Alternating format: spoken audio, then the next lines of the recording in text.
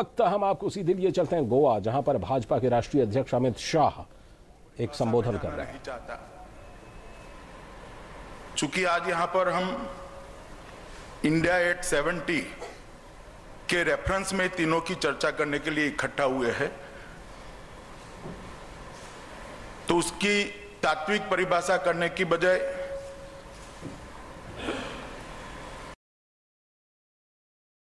आज हम जहां एक मकाम पर खड़े हैं,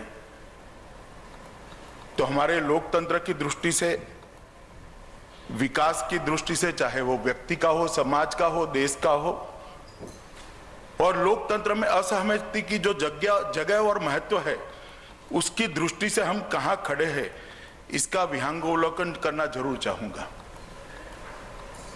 मित्रों, ये जो एक इंडिया एट 70 शब्द है, वो शब्द एक तरीके से ठीक नहीं है। आजादी के रेफरेंस में देखें तो इंडिया एट 70 ठीक शब्द है,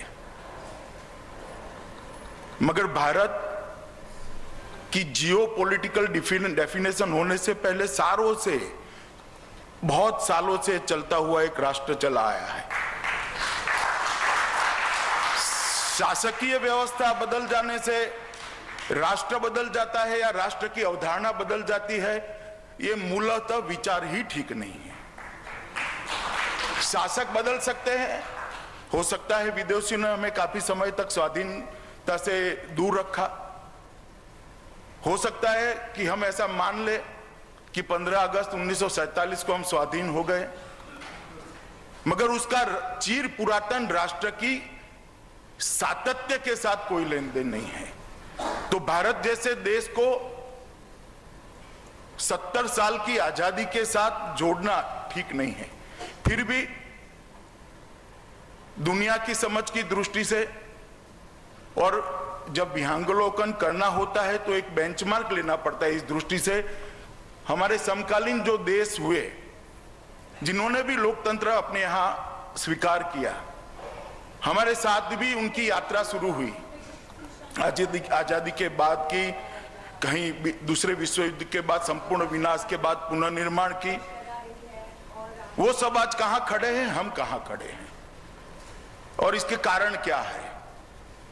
मुझे लगता है समाज के नाते, देश के नाते, समाज के और देश के शुभचिंतक के नाते हमने इसको सोचना ही पड़ेगा। मित्रों, 70 साल के पहले जब हम